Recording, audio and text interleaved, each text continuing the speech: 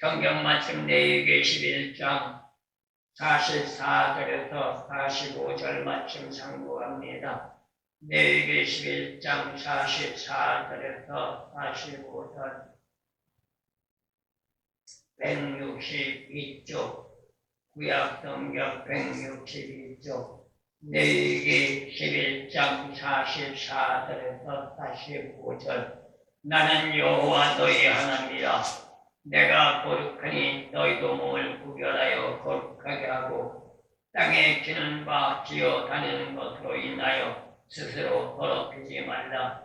나는 너희의 하나님이 되려고 너희를 애굽 땅에서 인도하여 낸 여호와라. 내가 거룩하니 너희도 거룩할지어다. 아멘.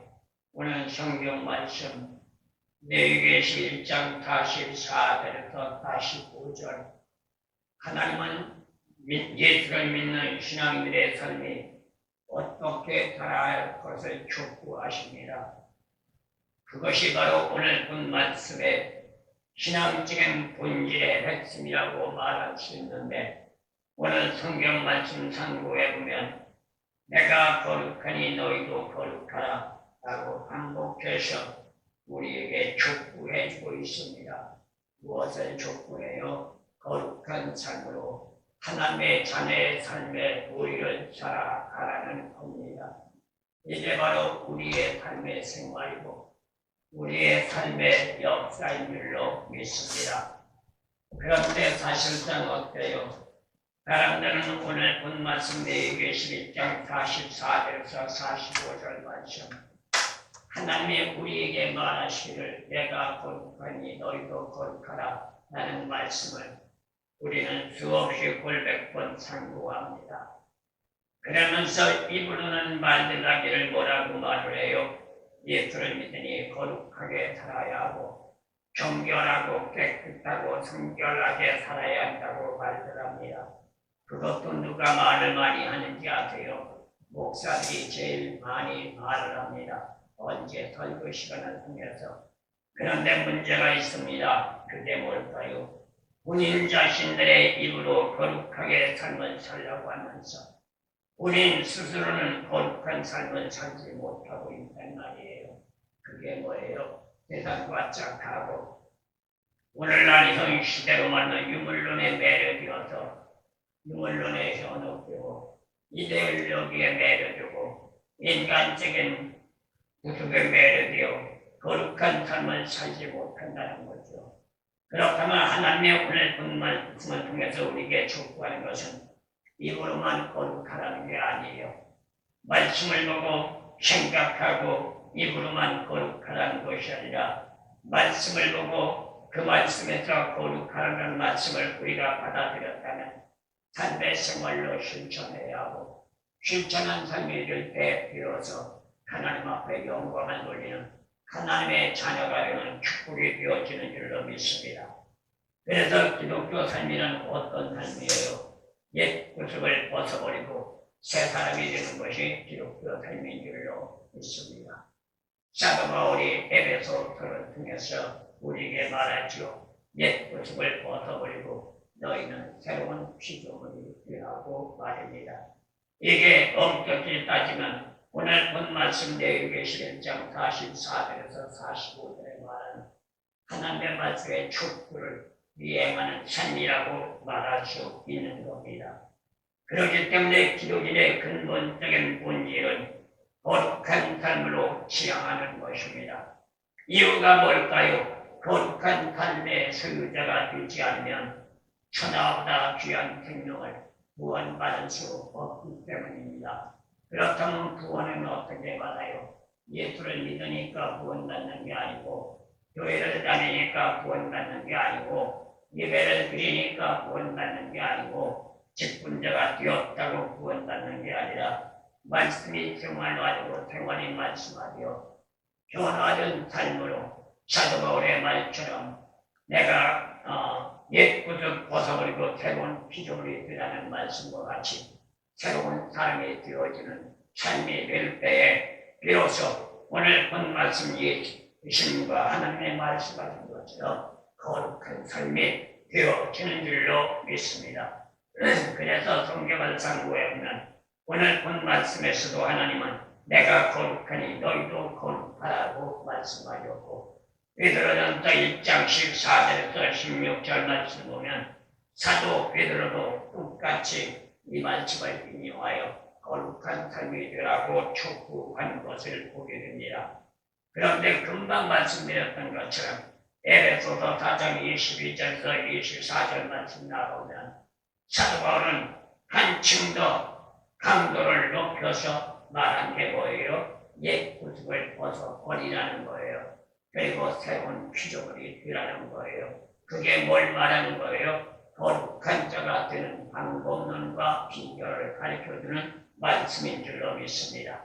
그런데 하나님과 베드로, 사도 바울이 말한 이 말씀은 우리가 예수를 믿으면서 해도 되고 안 해도 되는 것이 아니라 하나님의 말씀 천명으로 절대적으로 받아들여야 하는 명령이라는 것, 저와 여러분들은 잊지 마시기를 예수님의 이름으로 소원합니다. 이제 마지막 시대가 되었습니다. 그래서 이 부동성으로 종말이라고 하는데, 그렇다면 마지막 시대, 종말 시대 현상이 뭘까요?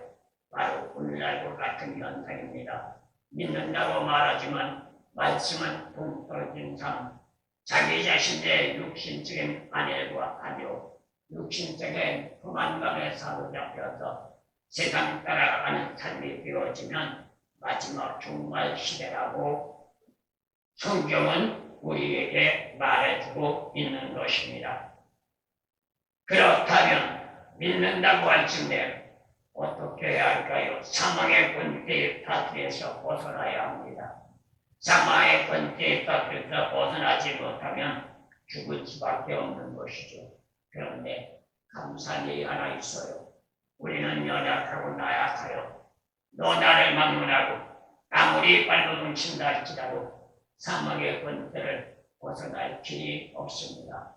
그런데 하나님은 우리와 같이 부족하고 연약한 죄인들을 사랑하셔서 사망의 권세에 빠져서 풀려나고 벗어날 수 있는 길을 열어주셨단 말입니다. 그게 뭐예요? 독생자 아들 예수를 독자의 제물로 이 땅에 보내주셔서 십자가에서 희생하시고 음부에 내려가 3일 동안 사망의 권세와 싸워 사망의 권세를 깨뜨리고 부활의 문을 열어 우리가 이제 부활하신 예수를 믿기만 하면 구원의 길로 들어가는 축복이 주어진 줄로 믿습니다.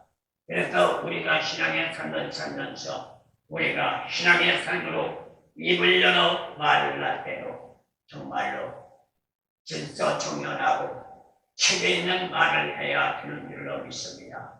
한 일례로 말씀을 드리면 오늘날 목사님들이었던 성도님들이었던 기도하는 것으로는 일관하지를 못합니다. 어떤 분들은 예수님의 이름으로 기도합니다 라고 말을 하는가 하면 어떤 분들은 예수 그리스도의 이름으로 기도합니다 라고 하는 분도 있는가 하면 어떤 분들은 그리스도 예수의 이름으로 기도합니다 이렇게 말을 합니다. 어떻게 되면 똑같은 말인 것 같지만 실상은 하나같이 다 틀립니다. 예수님의 이름으로 기도하라는 말은 예수님의 말씀하신 것처럼 너희는 내 이름으로 기도하면 무엇이든지 들어주시겠다는 말씀에 입각한 전제로 예수님의 이름으로 기도하면 우리는 모든 것이 무난한 줄로 믿습니다. 그런데 자칫 잘못하면 그리스도 예수의 이름, 예수 그리스도의 이름 이렇게 기도합니다. 그리스도 예수의 이름은 현실적인 상황, 신성이 인성이 됐다는 걸 말하죠. 그거는 이미 지나간 신약시대 예수님의 이름입니다. 그 다음에 또한 예수 그리스도의 이름은 오늘날 현시대 육신적인 예수님이 십자가를 지고 돌아가셨다가 부활하신 그리스도. 그래서 인성과 신성, 전자는 신성과 인성. 그런가 하면 예수님이란 말은 인성, 예수님. 오늘 우리에게 주어지는 전제를 말하는 거죠. 그런데 이러한 기도를 해도 어느 누구 하나 지적하는 사람이 없어요. 목사님들도 지적하지 않아요. 그냥 어떻게 하든 기도만 했다면 없다고 하는지 몰라도 아멘으로 정부가 화답하는 모습을 보게 됩니다. 그러나 저와 여러분들은 오늘 본 말씀 하나님의 우리에게 촉구하는 내가 거룩하니 너희도 거룩하라. 이 말씀은 여러 가지가 함유되어 있는 포괄적인 말씀이라고 생각하고 성경 말씀 창세기부터 계시록까지 항상 무시로 당부하면서 진리의 비밀을 바로 깨달아 기도 한마디를 하더라도 과거형이 아니고 또한 미래형이 아닌 현재형으로 하나님 앞에 영광 돌리고 응답받는 축복의 역사가 있어지기를 예수님의 이름으로 기도합니다. 그러기 위해서 우리는 오늘 본문 말씀에서 믿는 자의 삶의 정석이라고 할 수는 근본적인 본질을 한번 생각해 봐야만 될 줄로 믿습니다. 그러기 위해서 우리는 어떻게 하였까요? 죽은 자가 아닌 산자가 되어져야만 합니다. 믿는다고 산자가 아니요, 교회 다닌다고 산자가 아니요, 예배 드린다고 산자가 아니요, 직분자가 되었다고 산자가 아니라 이 마음 심령 속에 예수의 영, 성령이 함께하는 자가 산자인 줄로 믿습니다. 믿는다고 말하지만 성령의 역사가 함께하지 않는 자는 신앙 삶을 살지만 이원론적인 신앙의 삶을 살 수밖에 없단 말이에요. 교회에 와서는 아멘으로 이걸 커다랗게 해버리며 화답하지만 세상에 나가서는 내가 언제 교회에 갔다 왔냐는 듯이 세상에 휩쓸려 살아가는 자는 이원론적인 신앙입니다. 그들은 정확하게 말하면 산자가 아니라 죽은 자라고밖에 말할 수가 없습니다. 그렇다면 우리는 어떻게 할까요? 죽은 자가 아닌 산자가 될 때 하나님은 나의 아버지가 되고 아버지가 하나님이 되어질 때 우리는 나아가는 길을 하나님이 인도하시며 또한 축복해 주시는 역사가 나타나는 줄로 믿습니다. 이유가 뭘까요? 마태복음 22장 32절과 마가복음 12장 27절 말씀을 볼 때 하나님은 뭐라고 말씀하셨느냐? 죽은 자의 하나님이 아니라 산자의 하나님이라고 분명코 우리에게 제시해주고 있습니다.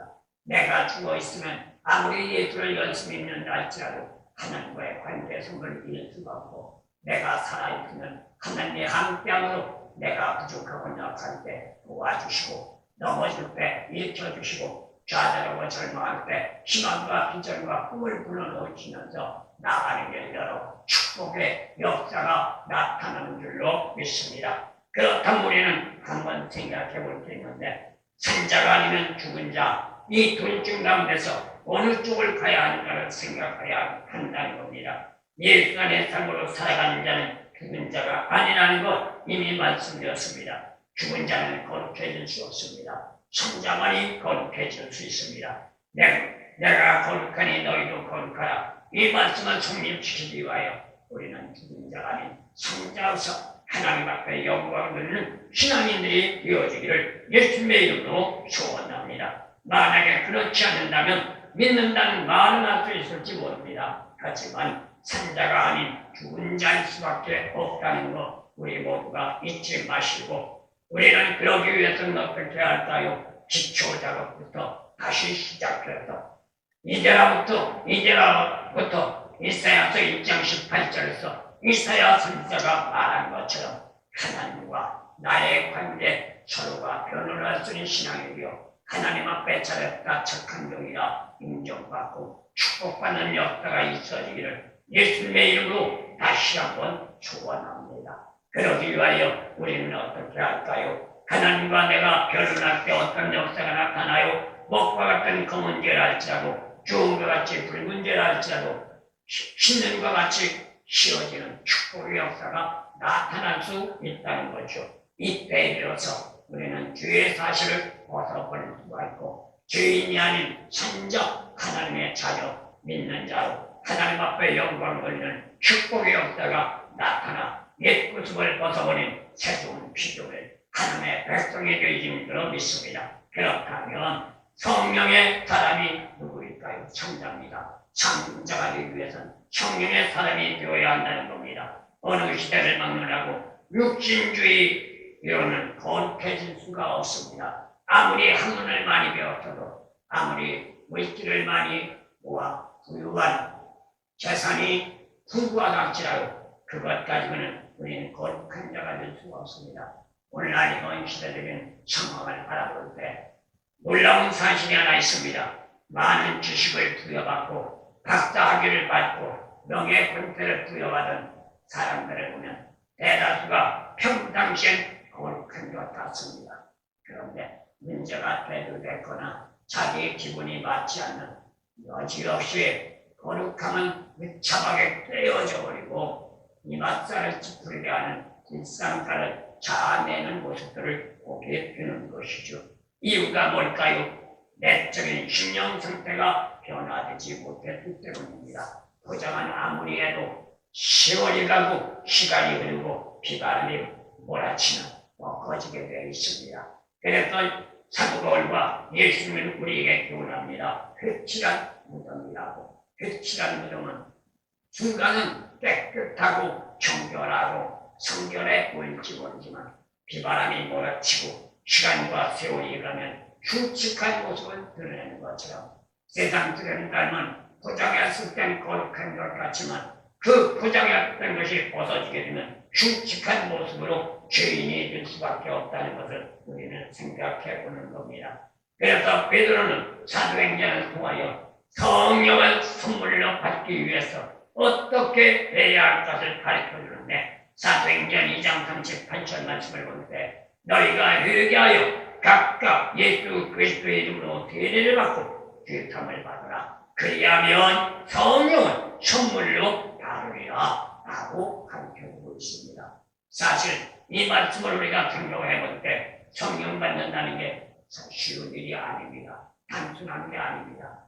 제가 체험해서 올라왔지만 성령의 선물을 받기 위해서는 속된 말로 죽은 똥을 싸며 내어 달려도 받을 똥 말똥 하단 말입니다. 그런데 베드로는 가르쳐줍니다. 뭐라고요? 회개하래요. 그리고 뭐하래요? 세례 받으래요. 무슨 세례요? 우리 세례를 받으라는 겁니다. 그 다음에 죄사함부터 받으라는 겁니다. 그러면 성령을 선물로 받는다는 겁니다. 맞습니다. 성령 받은 사람은 많습니다. 그런데 여기에 두 부류가 있습니다. 회개를 하고 죄를 용서를 받고 성령 받은 사람과 회개를 하지 않고 성령 받는 사람과 두 부류가 나타납니다. 성령 받는 건 똑같습니다. 그런데 다른 점이 있어요. 회개를 하지 않고 성령 받은 사람은 얼마 가지 않아서 그 성령은 소멸됩니다. 그런데 철저하게 회개를 하고 성령 받은 사람은 시간이 가면 갈수록 무릎을 꿇고 더욱 기도하며 받은 성령을 정말로 유지하기 위하여 대단히 노력하고 또한 주력하는 삶이 되기 때문에 성령이 소멸되지 않는다는 사실이죠. 맞는 말입니다. 성령을 선물로 받기를 원한다면 누가 뭐라 한다 할지라도 우리는 회개부터 해야 되는 줄로 믿습니다. 그렇다면 회개가 뭘까요? 회개는 자신의 생활 삶에 더럽고 추한 죄악된 삶들을 씻어내는 작업을 회개라고 하는 겁니다. 무조건 용서해달라는 게 아닙니다. 아버지, 내가 이런 죄를 졌으니 용서해 주세요. 그게 회개가 아닙니다. 그런데 오늘날 이런 시대에 대다수의 예수 믿는 사람들이 회개한다면 뭐라고 그래요? 아버지, 내가 이런 잘못을 졌으니까 용서해 주세요. 이런 거 잘못했으니까 용서해 주세요. 기도하고 돌아서면 여전히 그곳을 그대로 살아갑니다. 그거는 회개가 아닙니다. 회개는 하나님 앞에 잘못했다고 용서해달라고 기도하면 그 길로 다시는 돌아가지 말아야 합니다. 자동차가 잘못된 길을 돌아가려면 유턴을 해야죠. 회개 마찬가지입니다. 돌아오던 길로 유턴해서 신앙적인 본질의 삶으로 돌아가는 것이 회개라는 것 우리는 생각해야만 되는 줄로 믿습니다. 그래서 회개라고 하는 것은 육신적인 것을 깨끗하게 정화시키는 작업이라는 거죠. 내 더럽고 추한 것을 씻어내는 겁니다. 닦아내는 겁니다. 사실 성령을 받아야 한다는 것은 그냥 단순하게 애매무한 말이 아니라 예수님의 명령입니다. 요한복음 20장 20절 말씀을 나오면 예수는 뭐라고 말씀하셨을까요? 숨을 내쉬면서 촉구하시기를 성령을 받으라 라고 명령해 주셨기 때문입니다. 그런데 놀라운 역사가 있습니다. 믿는 자가 성령을 받게 되면 어떤 역사가 나타나요? 요한복음 14장 26절 말씀을 알아볼 때 가르쳐 주시고 생각나게 하시고 깨닫게 하시는 복된 종이 주어진다는 거예요. 그래서 성령을 받으라는 거예요. 그냥 성령 받고 자랑하라는 게 아니고 성령 받고 어깨에다 힘주고 성령 받고 목에다 힘주고 내가 성령 받았으니 이런 사람이요 라고 하는 게 아닙니다. 그건 잘못된 성령 받는 사람입니다. 저는 단호하게 말씀드립니다. 성령을 받고 장안과 고만과 교만 속에서 내가 이런 사람이야, 내가 최고야, 나만 한 사람 있으면 나와 보라 그래. 이미 그 사람은 성령은 순결됐고 사단과 이가 들어가서 그들을 유혹하고 있다는 것 우리는 잊지 말아야 합니다. 왜 그럴까요? 성령을 받게 되면 겸손해집니다. 낮아집니다. 그런가 하면 심령 상태가 편안해집니다. 근심과 걱정과 불안과 초조가 없어지고 편안한 복된 삶을 영위할 수 있는 것이 바로 성령의 역사라는 것 우리는 다시 한번 기억하시기를 예수님의 이름으로 소원합니다. 이유가 뭘까요? 예수님이 함께 하시기 때문입니다. 이게 믿는 사람의 삶인 것이죠. 예수님을 말씀합니다. 요한복음 14장 1절 말씀 너희는 마음에 근심하지 말라. 하나님을 믿으니 또 나를 믿으라. 이 역사도 성령님이 함께할 때 성립되고 성령님이 함께할 때 이루어지는 거죠. 우리가 저희 인간적인 자신, 죄악된 모습을 가지고 아무리 예수를 믿는다고 발버둥쳐도 성령을 받지 않는 마음의 근심과 걱정과 불안이 사라지지 않습니다. 그런가 하면 때때로 유익과 이익이 주어지게 되면 교회에 올라가던 발걸음도 돌아서서 엉뚱한 쪽으로 흘러갑니다. 저는 70년대, 80년대는 교회 예배만이 아니죠. 어디에서 부흥집회를 한다면 점심 도시락 싸 짊어지고 쫓아다녔습니다. 그런데 부흥집회를 간다고 점심 도시락 싸 짊어지고 쫓아가다가 그보다 더 좋은, 그보다 더 유익한 일이 있으면 아이고 이것이 더 급하니까 이곳으로 가야 돼. 그리고 가는 사람들 부지기수로 나왔습니다. 이건 잘못된 신앙입니다. 이러한 사람은 주일날 예배 올라오다가도 집에 바쁜 일이 생겼다면 되돌아갈 사람들입니다. 그런가 하면 주일날 예배를 드리며 옛날 목사님들 말씀하시는 말을 많이 들었습니다. 바깥에 비가 내립니다. 그러면 예배 드리는 정신이 혼미해지고 집에다가 장독대 열어놓은 것 때문에 걱정 근심하다가 돌아가는 사람들이 부지기수였다는 것을 보게 됩니다. 그렇다면 우리는 어떻게 할까요? 하나님의 선물, 성령을 받아 믿음으로 구원으로 선물을 받고 누가 뭐래도 주님 예수 영접하고 천국 갈 수 있는 저와 여러분들 되어지기를 예수님의 이름으로 거듭 축원드립니다. 마지막 말씀드립니다. 그렇다면 실수한 생명을 회복하기 위해서 우리는 산자가 되어야 한다는 겁니다. 에덴의 동산에서 인간은 하나님의 선물인 생명을 상실했습니다. 하지만 이를 환원시키기 위하여 하나님은 독자 아들 예수님을 구속자 제물로 보내주신 것이죠. 그래서 누가복음 9장 10절 말씀을 통하여 뭐라고 말씀했느냐? 인자가 온 것은 잊어버린 자를 찾아 구원하기로다 라고 말씀했습니다. 예수님이 오신 목적이에요. 그냥 단순하게 예수 믿으라고 온 게 아니에요. 잊어버린 자가 누구예요? 죄악된 세상에서 구원받지 못하고 천국 갈 수 없는 자들을 구원시켜서 하나님의 자녀 만들기 위하여 우리 주님이 이 땅에 오셨다는 겁니다. 죄의 사슬에서 벗어나 자유함을 얻을 영원토록 하기 위함인데 이를 일컬어 우리는 요한복음 8장 32절 말씀을 알아볼 때 예수님을 말씀하실 진리 안에 자유라고 말했습니다. 자유가 어디 있다고요? 진리 안에요. 세상적인 자유는 어디 있다고요? 법 안에요. 법을 벗어나면 방종입니다. 진리를 벗어나면 방종입니다. 진리를 벗어나고 법을 벗어나면 범법자가 됩니다. 범법자는 징계의 대상입니다. 오늘날 현 시대는 웬일인지 몰라도 죄를 짓고도 벌을 받지 않습니다. 그런데 문제가 있습니다.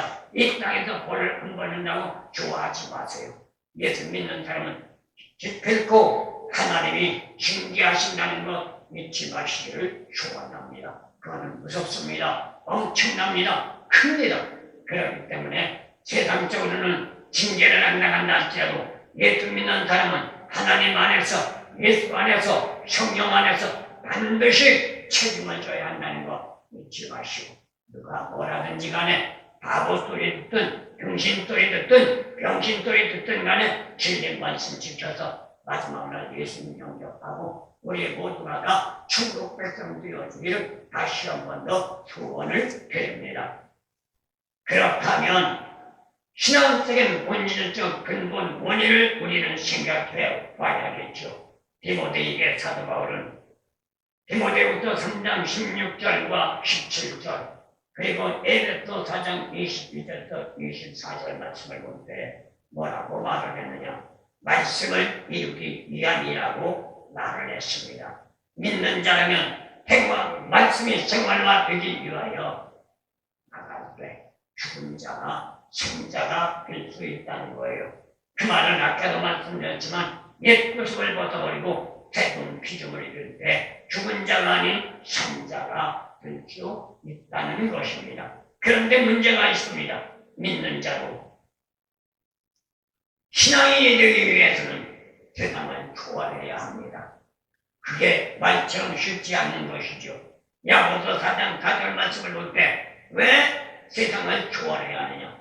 세상과 옷이 되면 하나님과 원수가 된다고 말했기 때문입니다. 그런데 현 시대는 유물론 사고로 팽배해 있습니다.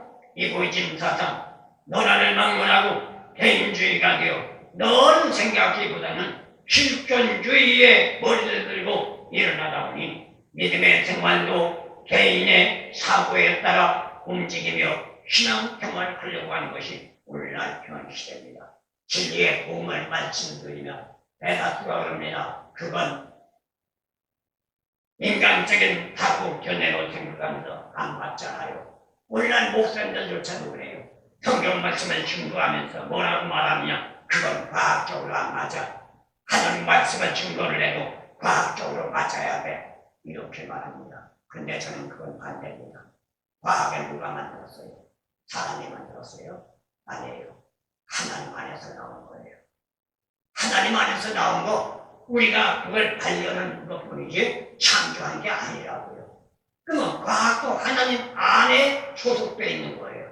그런데 하나님의 말씀을 과학으로 분석하다 그건 하나님을 분석하겠다는 말과 다를 바 없다는 말이죠.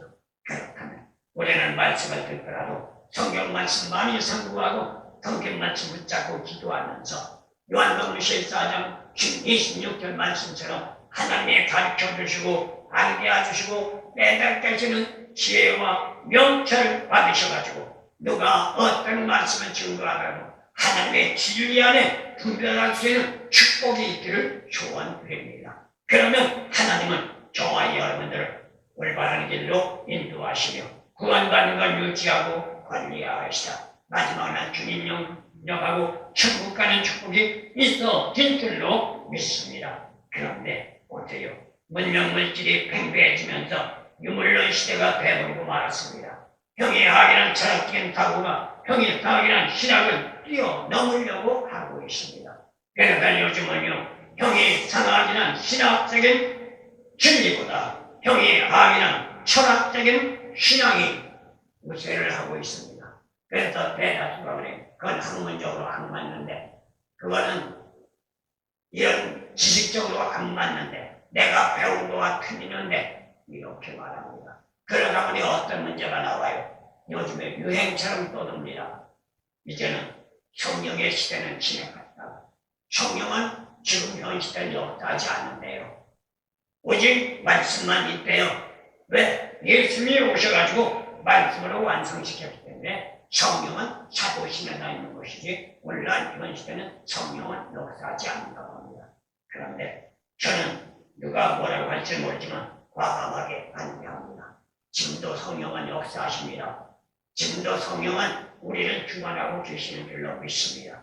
이 가설을 잊지 마시고 언제나 하나님, 예수님, 성령님 함께하는 가운데서 신앙생활 잘해서 육신적인 쾌락, 육신적인 포만감을 정말로 초월하여 하나님의 원하며 하나님의 바라는 길로 들어가 잊어버렸던 생명이라면 다시 한번 환원하여 예수님과 동행하면서 주님 가신 저 등등골보다 힘들고 어렵더라도 말씀에 박차를 가하고 무거운 십자가가 끌린다 할지라도 옛 목사님들 말만큼은 타고 가려고 하지 말고 옆에다 끼고 가려고 하지 말고 양어깨 굳건하게 걸머리고 주님 가신 골보다 저 등등을 올라가 이 험악한 시대를 승리하고 우리 아버지 앞에 잘했다 착한 종이라 인정받고 축복받는 저와 여러분들 이어지기를 예수님의 이름으로 축원드립니다.